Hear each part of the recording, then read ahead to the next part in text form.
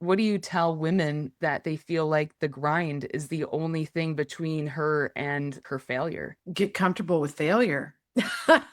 Usually it goes back to, unfortunately, for women, I think we are taught that our worthiness is so outside of us. Our worthiness is based on who accepts us, and that's based on how we look, how we take care of them, how we make them feel. And so for a lot of women, that is the scary thing. This is Hustle Rebels, the podcast for people who still want to win, but are starting to question the cost. I'm Renae, your host and burnout recovery expert. I help overachievers get out from under the grind culture, stop sacrificing themselves to a system that literally never gives back, and actually live a life that they worked so hard for like they deserve, before retirement takes their decrepit body. Welcome back to Hustle Rebels. This is the Toolbox, the episodes where I bring you someone I've personally vetted with a tool that you can actually use to untangle yourself from the hustle culture. And today's guest is someone who decided that success doesn't have to be earned through suffering and built her whole body of work around proving it. Roberta Ravella is a speaker, author, podcast host, and founder of the Joy Experiment, a framework designed to help women align their energy, values, and business growth without sacrificing themselves in the process. She hosts the Joy Experiment podcast, and today she's opening up her signature tool for us, the Ease and Flow Framework, a way to identify the beliefs, emotional habits, and stories that keep you grinding, and release them so that you can finally see what's actually possible for you. So if you've ever caught yourself thinking, I can't want that, I haven't earned it yet, this one is for you. So Roberta, welcome to the Toolbox. Thank you. Thank you for having me. Yeah, absolutely. I love to just hear more about you, where you're coming from, and then just a little bit more about yourself from your own words. Yeah. So I originally heavily bought into proving and earning everything. And it's a cultural meta narrative. It was certainly a narrative in my family, in their religion that I was brought up in the American South, all the places, right? Especially for women going into industries and places where men are dominant. So that's what I did. And along the way, I found myself doing a lot of things I really hated, forcing myself to do things, numbing quite often, and optimizing only for my income. And then at some point, I was like, what am I doing? So I literally did all the things. So I did it on my own, moved away from where I grew up to a bigger city and, bought my own home, made all my own income, my own career. I was like, I should have built this a different way. I got married around that time and my husband was transferred. So I was able to start my career over. I was in sales, in mortgage sales. And also for the first time since I was probably 16, someone else could support me if needed. That was nice. So I rebuilt a business in the same fashion as I built the other one. Then we moved, he retired, we moved to Florida. I started a marketing business around that time. And I just thought to myself, I know I'll feel a lot better because now I'm not the only one. There's not so much pressure. I don't have to perform. I'm out of the hustle grind culture. And I still felt like shit. Like, what's wrong here? I'm not ungrateful. I love my husband. He's a great person. We have a great relationship. This doesn't make any sense to me. Like, I did the whole gamut, one into the other. And what I found was I was looking for my love and belonging and my worthiness outside of myself. And there is no amount of hustle, grind, proving, having someone else to take care of you, like list all the millions of things until you settle that. Everything is hard and it doesn't make any sense until you do.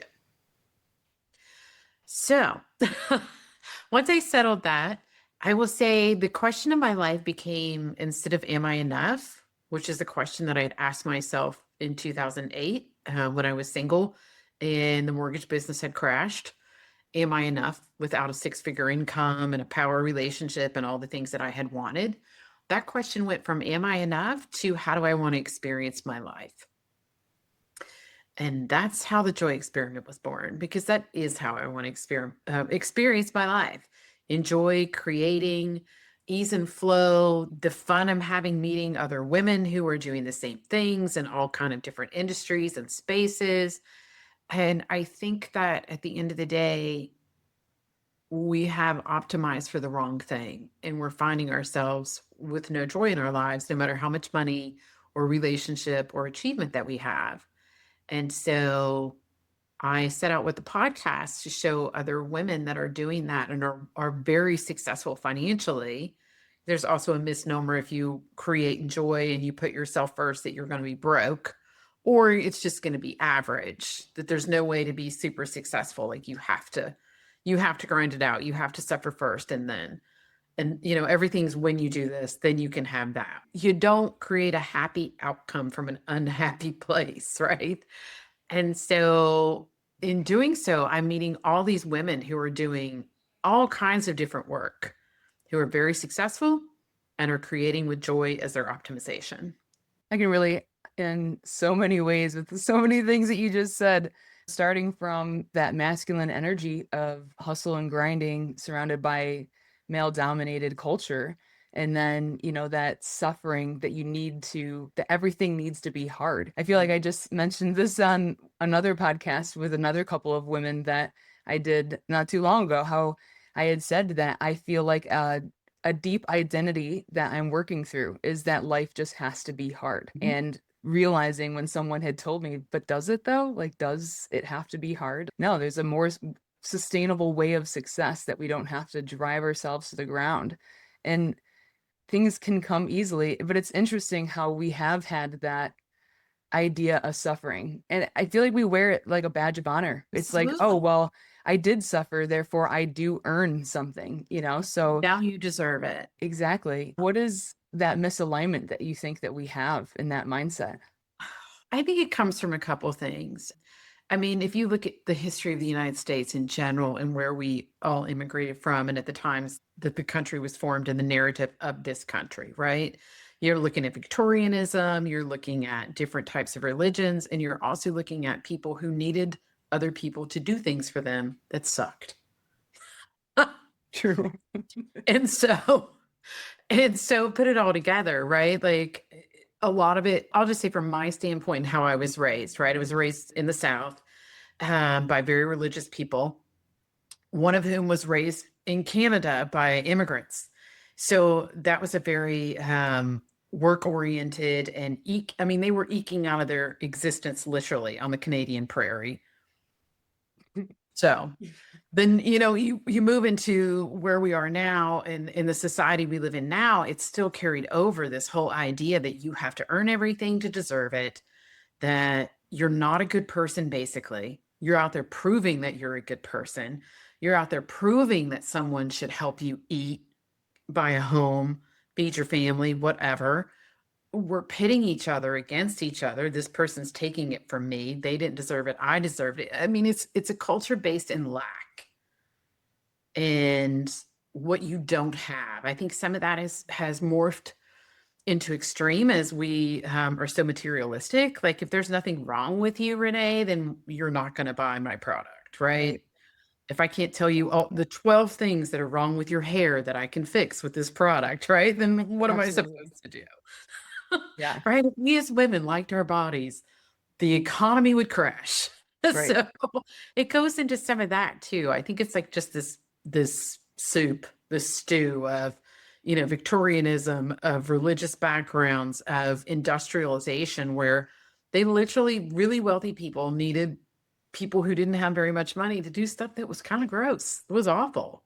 That was unhealthy. They could die from it, and they weren't paying them very much. And that's not to say I don't believe in wealth. I do.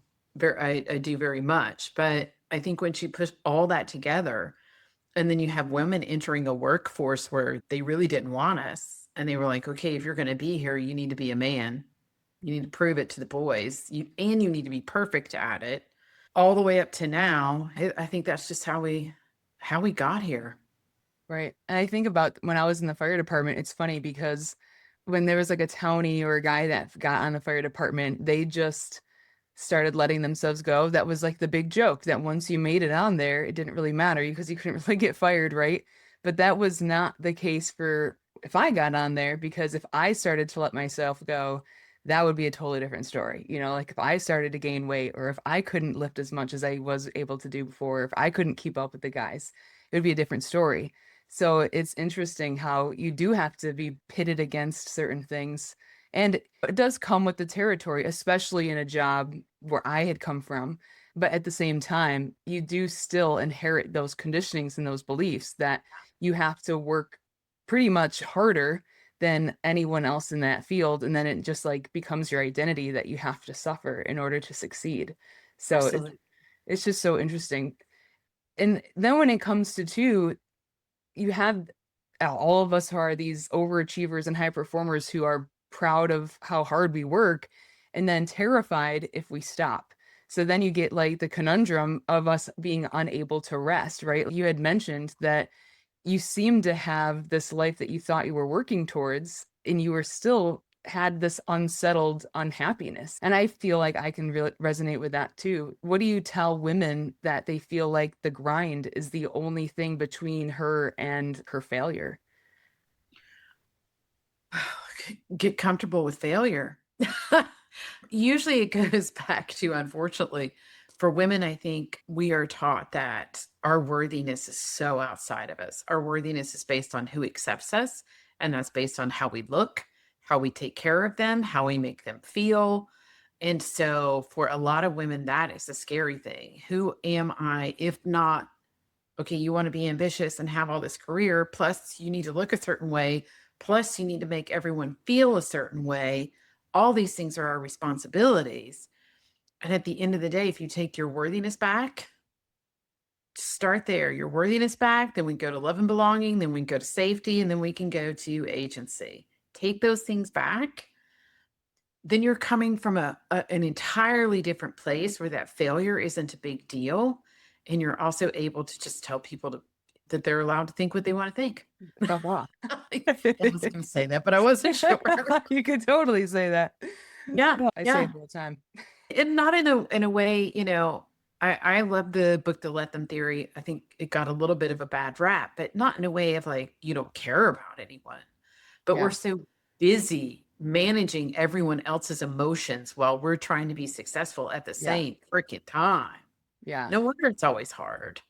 I know. And that's the hardest thing. The invisible labor. I feel like it's not just the household chores, it's not just the mother who's home and doing all this invisible labor that's not being thanked for.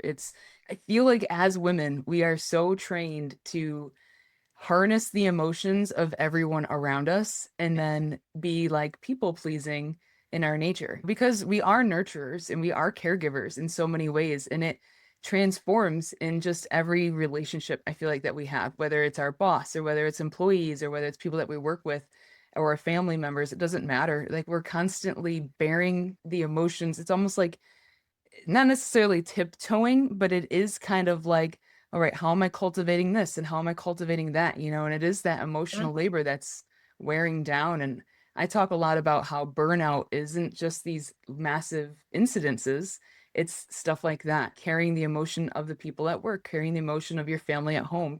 It's very Yeah. difficult for a ton of reasons. Well, because you can't. I mean, we can pretend to. It might last for a minute, but I cannot make you happy. I Right. can't make you like yourself. I cannot make you unangry at your parents. I can't make you want to, you know what I'm saying? Like we can influence each other, but it's interesting. Over the last few months, I've made a conscious choice not to handle someone else's emotions. And a lot of what happens to women as well is we're taught that's the way we relate to each other. You notice a lot of women are taught that how you talk to each other is complaining Yeah. or venting, or I need you to feel what I'm feeling. Yeah. And that's not the same as having empathy or compassion for someone. I can see that you're upset, that you're angry, or that you are trying to process something without having to take it on myself or even having to agree with you or have to listen to all the reasons why you feel the way you feel. Yeah. But we are taught to carry each other's emotions is to be a good friend, when often what it really is you're like, I can't carry your emotions for you. I can't feel your feelings for you. Again, I can be there to comfort you or have compassion for you or empathy or whatever. but you need to feel your feelings. And we're told, if not shown in every reality TV show, that if you don't do that for me as a friend, then you're a bad friend, right? Yes. And then I'm going to go and bitch about it with another friend and say bad things about Roberta, Yes. because it's just like, it's such a interesting conundrum. It is what I mean. If you think about this, is something interesting that I learned that you and I as humans, we feel our feelings for about 90 seconds. Anything after that is a repeat, which then becomes a story. And so if you and I get into this thing where you're like, I can't believe, Johnny's not in trouble with the fire department. He's gained 90 pounds this year. That's frustrating. That's like and so you process your emotion of, okay, this isn't fair. I can either deal with it or whatever I want to do. And I just like to say for 1 minute that I don't like this. And I can say to you, you know what, Renae, I understand. Or we can talk about it for 6 months and you can feel that emotion over and over. And it gets worse and Nothing's worse going to and change.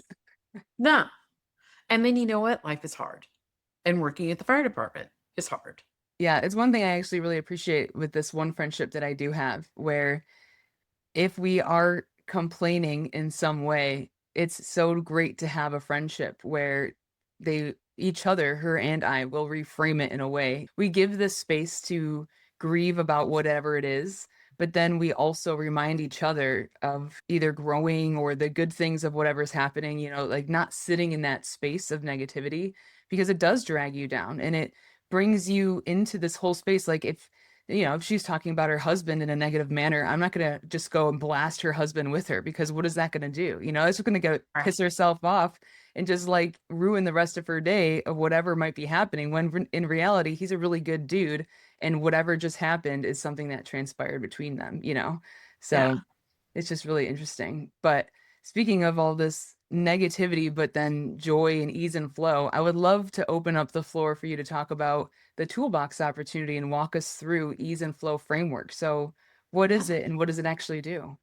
Yeah. So it's a framework that I wrote to help you come out of hard or can't or thinking that you've got limited possibility about whatever it is that you're desiring to do. So let's just say I can give you some examples from me, but why don't you give me an example of something that you're desiring to do at the moment? Is there anything you can think of? Doesn't matter how big or small. I want to start a new cohort for my business. Okay. Okay. So is that something that involves sales and marketing? What all does that involve? Yeah, it would involve sales and marketing and getting new clients that could be from a cold market. Great. So what would that look like to you if it was easy? And say if anything you want, like they would just appear at your front doorstep with a check. Write checks anymore? They would DM you, they would Venmo you, whatever. It would However be like ridiculous or it would be like a magnet where the universe just attracted clients to me and they were just DMing me wanting to just jump into the cohort and I would have to turn people away because there would be too many. okay, that's awesome. As you say that, what in your mind comes up and says, Renee, that's not possible, or Renee, that's too hard, or Renee, you're being ridiculous? What are the things that go through your mind when you say that's what you want? It brings back to things that we had talked about before we started talking was about social media and how social media is hard and not having a presence and not being able to post often and not having that magnetism of influence on social media. Okay. Okay. So is any of that, if you look at it, not necessarily true? I would say that some of it isn't true, and I would say that it's also not necessary. It's not true because social media isn't necessary. Okay. So if it's not necessary, we can just take that off the board. Right. Now, when I'm doing this with you, normally we'd either be writing on a whiteboard or you'd be writing this down on paper. So you could, if it's easy and people are just coming to you and they're just attracted to you, you can mark social media off in whichever way you want to. And maybe that's you think you have to post on 10 different social medias when really you like YouTube and you're just going to YouTube. So you mark all the rest of them off out. Now, anything be still telling you, is there anything nagging you saying that that isn't possible? Or are you good with that? I think all in all, it would probably be down to the point of like core programming of are people going to want this? Is my worth tied to it? But that's deeper issues. Yeah, It can be. So some of these things can be just habits. Sometimes we just say something's hard because it's a habit. Sometimes we go, well, I'll say for me, I'll go, well, I hate technology. That's a habit.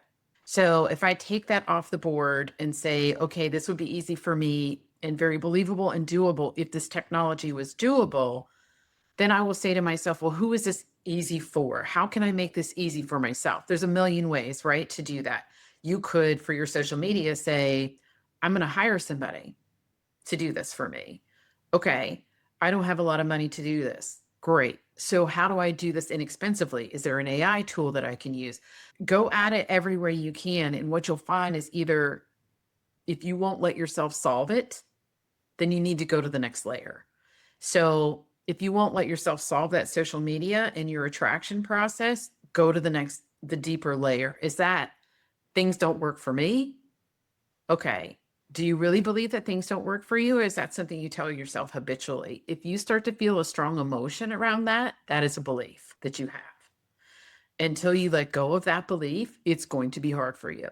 So, what would it look like if it was easy? Becomes if it could be easy for me, I believe this can be easy for me. And so, if you can't quite get there yet, you'll feel it somatically. You'll feel it in your body. If your whole body's like, or your tummy or your throat, people feel that in different places. So let's just say you were feeling that in your tummy. This isn't easy for me. And you're just like, oh. So how do you release that? This could be just a story that you've practiced. It could literally be trauma. If you're in trauma in that, there are therapies and modalities that you use to release trauma. If you are in just a belief that you really need to let go of, you can visualize out of it. Or we also do something called a focus wheel that works really well. So let's just say that you have a belief that attracting people for social media just doesn't work for you. It's not easy for you. People are not attracted to me. Okay. Are they attracted to anybody? Could you say that? Could you, in your mind, in your body, say, there are some people this works for and be okay with it? Oh, yeah. I mean, I Okay. could find proof that does happen for people. Yeah. Sure. Cool. Do you think that people can attract clients into them that they really want to work with without using social media? Right. I do believe that. Okay. Have you ever attracted a client to you without using social media? I have. Okay. Could you repeat that process? I could. So, do you think that you could attract clients to you without using social media that you don't want to use that really like you? I could definitely do that. I could just X social media out. Yeah. Something I hate. So, if you can feel that release in your body when you get to that point, you'll know that you've released it out. And then we go to the next phase, which is possibility. So, you can put back on the table for you that you can attract the clients that you desire without using methods you don't want to use. I love that. Yeah. I love it too because it's just kind of like burning the rule book of just these conditionings that we've come to believe. We think that things have to be a certain way, when in reality, it might not be the way that I need to do something, and it's all about the authenticity and alignment of ourselves. So I love that's the framework. Yeah. And then you can see there how you can move through something is just a habit. Okay. It's a habit for me. I can't have a relationship with my best friend if I don't complain. Is this just a habit? Is that what you guys do? And then you can see, I'll go back again with me and technology, just saying, this doesn't work for me. Yeah. All the way to having a full meltdown to nothing ever works for me, which was a core belief that I held. And I had to release it because if I believe nothing ever works for me, at the end of the day, nothing really is ever going to work for me the way that I want to, especially. So you can work yourself down. Habits, just release it. When it comes back up, I don't have that habit anymore like you would if, we're trying to quit eating snacks after dinner, whatever, right? To beliefs you often have to release out of your body. You can also do that with meditating, with somatic therapies. There are quite a few of those type of modalities, all the way down to where if you've got a really intense core belief, you're probably going to need to get help with that to release it. Yeah. But at least you know where you're at. Absolutely. One of Yeah, the things I use is brain spotting. So it helps release the identities that are deep within as well. It helps get to that root issue of whatever that's people cool. are dealing with. I'm For not familiar with that. I'll have to look into that. definitely. It's derived from EMDR. So instead of using the eye movement back and forth, you use one gaze spot, but it does connect somatically down into the deeper identities. Okay. Yeah. Very cool. Which you can do to get rid of core beliefs or things like that. Yeah. I actually did a lot of visualization with someone to Oh break them yeah. up. Yeah, visualization is crazy. When I just listened to this, I just I love podcasts so much, but I listened to this one podcast where they were talking about how a lot of the times the visualizations that we're trying to you when we're using visualization, we use it to try to visualize something into manifestation Mhm. instead of sitting in the practice of knowing that it already exists and visualizing something that is already present in the physical aspect that we just can't actually see right now, but visualizing it in the present and how much more that actually works because we believe in our being that it already exists. Which is this third part of the tool as you start moving things into possibility. If I believe this is possible for me, now I can start thinking about it in a way. Yeah. I can start dreaming about this in a way. When I don't think it's possible, you're almost forcing yourself. And then that's when you get the struggle and your body's working against you and your brain's working against you. And you're like, why isn't this working for me to be able to visualize something? If you don't believe it's possible for you, it's going to be difficult to have a good visualization practice around it. Yeah, absolutely. And I'm sure that you see a lot of emotional ties with this, especially with women. What are some of the more deep-rooted beliefs and emotional habits that you see are holding a lot of these women back? What are some of the most common ones? Well, the ones we've already talked about, I think, are the deepest, that we're not worthy outside of what we've earned, that we have to prove that we're worthy, that we have to ask other people for our acceptance. Yeah, Yeah. that one hits hard. Yeah. I just did a lot of work around needing my husband to understand me. That one's very hard. That's very Yeah. hard. And it's funny because we're kind of chalk and cheese, right? Like I did sales for 25 years. Did you say chalk and cheese? Yeah. Sorry, go ahead. It's an English saying that I picked up for a long time ago that always made sense to me. No, he's an engineer. Like we're opposite personalities as far as how we come at things. Yeah. And it would frustrate me, or why doesn't he understand? And then finally he's like, it's okay. I don't need to understand you. And then it dawned on me, like, why am I even asking him to understand me? It's not like he doesn't care. Like, I don't give a shit. He's just like, you're podcasting for business. Okay. He still doesn't think people make money on YouTube. Like, why am I asking him to understand me? Yeah. But we do it often. I think that's one of the things that women get in that push pull with. Yeah. You don't have to understand me to empathize with me, to have compassion for me, or to love me. Yeah, which is so interesting because one of the things that you have said is that for the women that are working for or with themselves, it's accepting real support. It's so hard for women to accept real support. So, why do you think that's so hard to receive that support from the people that love us instead of, I mean, I find myself too just like pushing people away, but then at the same time, I'm also saying, I feel so misunderstood. So it's like, what do I want from people? Why do you think people that women specifically who work for themselves Yeah. act like that? I think it's a safety issue a lot of times. You don't quite feel safe. You want to, you desire it. We want to be loved, we want to belong. And a lot of times we don't feel safe. And we've been taught we are not safe Yeah. in a myriad of ways. Sometimes it's just because our parents didn't understand us, even if they tried, or they didn't know how to communicate that way.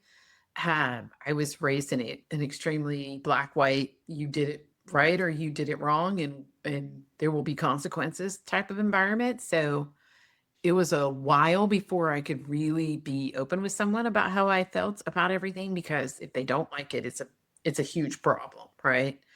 It gets reinforced in school, it gets reinforced around another adult, it can often get reinforced in the business corporate world. I mean, just think about sales and go on any podcast right now that's heavy sales and marketing, and they'll tell you if you're not selling, It's your fault because you didn't do it right. You suck. Either you didn't do it hard enough, you didn't do it the way you need to do it. You've seen it. Yeah. So we're so immersed in this, I must have done it wrong. It's not safe to say in a lot of ways, either to your friend that you want to stop complaining with, or it took me a minute. I didn't even understand I needed to trust my husband to love me, even when he didn't understand me, Yeah. which also goes back to self trust and safety again. It's really interesting too because yeah, just yesterday I was thinking about how I was feeling so misunderstood in so many different ways. And then I was like, what does that even mean? I don't even feel comfortable saying that I'm having vulnerable issues amongst this coaching group because then all of a sudden they want to like coach you. And I'm like, okay, I don't need to be coached. Like it's just want to be vulnerable, and then I fall back into the I feel so misunderstood, and then I fall back into the I don't need any support, so you're right, it is that defense mechanism because Yeah. we feel back to what we had talked about earlier, we need to put on that tough facade and be in that masculine energy. And then when Yeah. you do feel like, all right, I'm going to break down my walls a little bit, I'm going to be a little bit vulnerable, and then you are vulnerable and then something happens and you're like, wait, okay, I feel misunderstood. Oh, wait, I can't be supported. Wait. So then it's just like you fall back into what you're talking about, that core programming and those core beliefs. And so needing that ease and flow framework, I feel like is such a great reminder. Yeah. There's a specific way I handled that, what you're talking about, and that's putting it in context. Because in some contexts, you will not be understood. And maybe in that group, if you've got a bunch of people who are trying to sell you coaching, they're not trying to understand you. They're trying to sell you coaching. Which, if you're like, I want to be sold coaching, that's a really cool place to be. If you want to be understood for who you are, it's not the right context. Yeah, which is ironic though, because if you're a good coach, you would understand that people want to be understood, right? They don't want to be Yeah, told you that would. they need to be coached, right? Like, You would. And, I mean, sometimes our nervous systems trigger for a reason. I yeah, was invited to a networking thing a couple weeks ago by someone who found me on LinkedIn. It seemed like really nice. I perused their page. I was like, sure, why not? Then I get a message, I need you to book a call with me if you're going to come. I'm like, that's weird. And then she's like, but you can come anyway. And then we get there and there's like all these, it's basically a sales call. I'm basically on two different sales calls. And I'm like, my nervous system did go, yeah, because it should have. Like, I was picking up what she was putting down, which yep, was what she was saying was not what she was offering. right. So sometimes your nervous system is telling you the truth. Your intuition is saying to you, these people don't understand you, and they're not here to understand you. They're here Yeah, to sell. And I don't know about your group. I'm just saying that could be yeah. also a possibility. Well, that's why And authenticity is so important, I feel like, in any business. And yeah, people, I feel like in 2026 now, people are smelling it out so easily. People are like, oh, I don't like this. This is yeah, stinky meat syndrome. I can yeah. smell this You're a like, mile away. we're on to you. Just Yeah. say what you Yeah, want. especially with AI now, people can smell that a mile away. They can tell when something has been like, all right, that's been rolled over through ChatGPT. I know you're trying to market me through something. Right. Like it's Right. No, crazy. I always say if you're going to text me at midnight, at least offer me sex. You know? At least offer me something that feels good, right? Right. Like it's midnight. You think you're saying hi to me? Yeah. Like those scammers, they're getting pretty good. I will tell you, they're getting pretty good. Yeah. Linda and the wine in their legs, like that's a weird thing to send to a stranger, but you know what? It gets me intrigued. You know? But I think that a lot of it's just we've been taught not to be honest with people. Yeah. That you And can't be so, yourself, that you can't be honest. yeah. And in that context, like we talked about before we got on the recording about how social media, a lot of it feels icky because you're told, oh, be honest, be real, be this, be that, but do it this way and this way. And like, this is all just fake shit. Yeah. And so, in that context, if I put myself in that context, this is how it's going to go. I choose not to, but I think that's very helpful for us when we're trying, like, if you're trying to market, say you're like, you know what, I know that Instagram is the best place for me to go, even though it's not my favorite. In the context of Instagram, these things are the way they are. Can I handle this? Do I want to handle this? And, you can decide and you can always change your mind. Yeah, I love that too. Now, for anyone that is listening and love what you're having to say, I was going to say what you're putting down. And what would you say to them that you want to give them some sort of advice for their next steps? Yeah, I would say to them, trust yourself. Trust yourself. That's a good one. Simple. Just trust Yeah, yourself. yeah. Well, I only kind of hesitate too because we've been trained to not know what that looks like, right? What does Yeah. trusting yourself look like? Especially as women, we've been told that trusting ourselves when we do that, that we're crazy, right?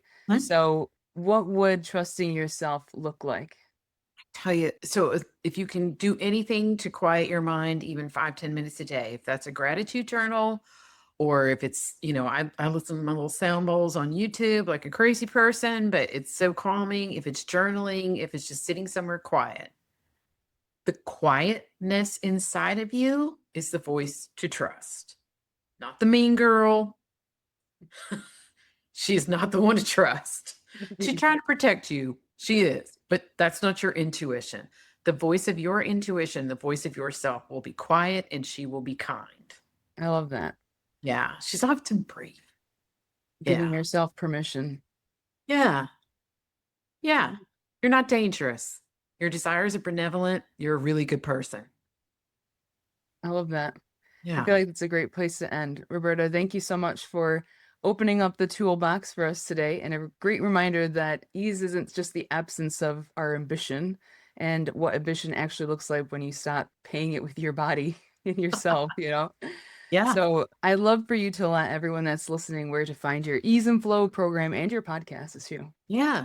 You can find all these things on my website, which is thejoyexperiment.live, Live. The podcast, the tools, and all that, or how to contact me and all that will be there. All right.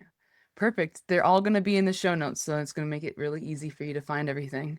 So, if today's episode loosened something up for you, or if you caught yourself in the I haven't earned it yet story, I would love for you to do two things.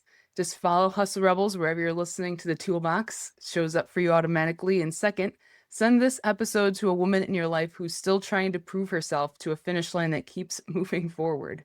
Then you just share it to however the show grows. There's no ads, there's no algorithms, so this is the best way to be able to share this episode. And if you've got 30 seconds, I'd love a rating and a review because it genuinely helps more skeptics find us as well. So Yeah. I'm Renae, this is Roberta. This has been the Toolbox on the Hustle Rebels podcast. Stop hustling for your worth. It was never for sale to begin with. So see you guys next week. Thanks, Renee. Yeah, thank you.